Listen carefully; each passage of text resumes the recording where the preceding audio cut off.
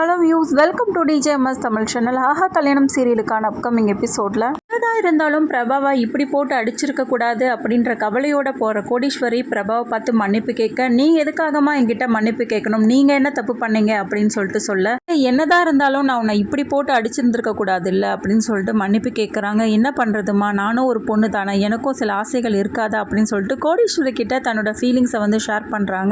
கோடீஸ்வரி மடியிலேயே படுத்துக்கிட்டு அழுதுகிட்டே அப்படியே பேசிட்டு இருக்காங்க நம்ம பிரபா. உயிரை வாங்கின பாட்டி போட்டோவை பார்த்து அதிர்ச்சியானது மட்டும் இல்லாம ஐஸ்வர்யா கூப்பிட்டு கேட்க ஆரம்பிக்கிறாங்க.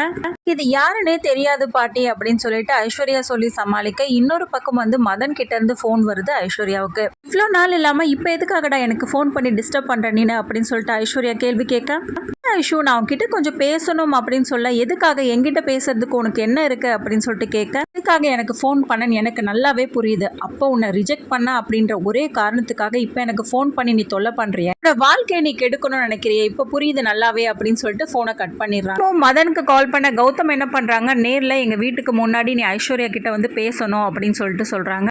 எதுக்காக என்னை ஃபோன் பண்ணி தொல்லை பண்ணிட்டே இருக்க அப்படின்னு சொல்லிட்டு சொல்ல, இல்லை உங்ககிட்ட ஒரு முக்கியமான விஷயம் பேசணும், உடனே வீட்டுக்கு கீழே இறங்கி வா அப்படின்னு சொல்லிட்டு கூப்பிட, என்னாலலாம் எங்கேயும் வர முடியாது அப்படின்னு சொல்லிட்டு ஐஸ்வர்யாவும் மறுக்க, தொல்லை பண்றதன் பேர்ல ஐஸ்வர்யா கீழே இறங்கி போறாங்க. தப்பு பண்ணும்போது கூட இந்த அளவுக்கு பயந்ததே கிடையாது, இப்போ எதுக்காக எனக்கு பயம் வருது அப்படின்னு சொல்லிட்டு யோசிச்சுக்கிட்டே கீழே இறங்கி போறாங்க.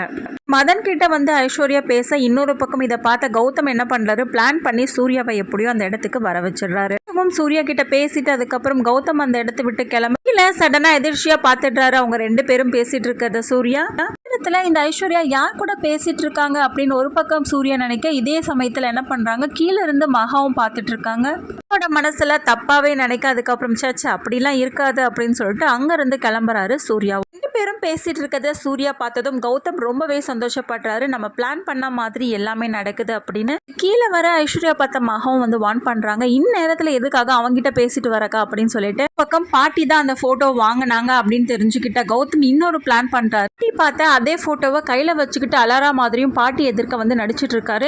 என்னாச்சு இந்த கௌதமுக்கு, என்ன போட்டோவை கையில வச்சுக்கிட்டு ஒரு மாதிரியா இருக்கானே அப்படின்னு சொல்லிட்டு யோசிச்சுட்டே இருக்கும் போது கௌதம் என்ன பண்றாரு, இருக்க அந்த போட்டோவை கசக்கி கீழே போட்டுட்டு தூக்கி வீசி எறிஞ்சிட்டு அங்க இருந்து அழுதுகிட்டே அப்படி போகும்போது பாட்டி அந்த போட்டோ எடுத்து பாக்குறாங்க. இதை நினைச்சுதான் இவன் அழுதுட்டு இருக்கானோ, இந்த போட்டோ எப்படி அவன் கைக்கு அப்படின்னு சொல்லிட்டு பாட்டி ரொம்ப யோசனையில இருக்கிறத பார்த்த கௌதம், பரவாயில்ல நம்ம பிளான் பண்ண மாதிரி ரெண்டாவது பிளானும் வந்து சக்சஸ் ஆயிடுச்சு அப்படின்னு சொல்லிட்டு சந்தோஷத்துல அங்கிருந்து போறாரு. எல்லா விஷயத்தையும் சித்ரா தேவி கிட்ட சொல்லிட்டு, நான் பிளான் பண்ண மாதிரி ஒவ்வொன்றா நடக்குதுமா, நான் ரொம்ப சந்தோஷமா இருக்கேன், கண்டிப்பா ஐஸ்வர்யா மகா இந்த வீட்டை விட்டு கிளம்புறது உறுதி அப்படின்னு சொல்லிட்டு பேசிட்டு இருக்காரு.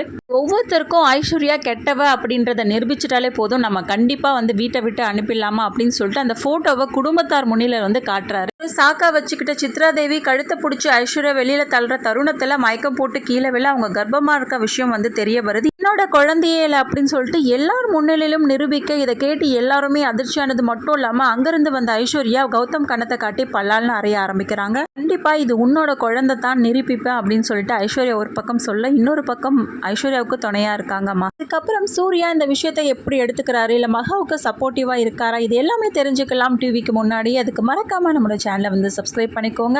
கூடவே இருக்க அந்த பெல் ஐக்கனும் கிளிக் பண்ணிடுங்க, அப்பதான் நான் போடுற அடுத்தடுத்த வீடியோஸ் உங்களுக்கு நோட்டிஃபிகேஷன்ல வரும். ஓகே வியூஸ், தேங்க்ஸ் ஃபார் வாட்சிங் திஸ் வீடியோ.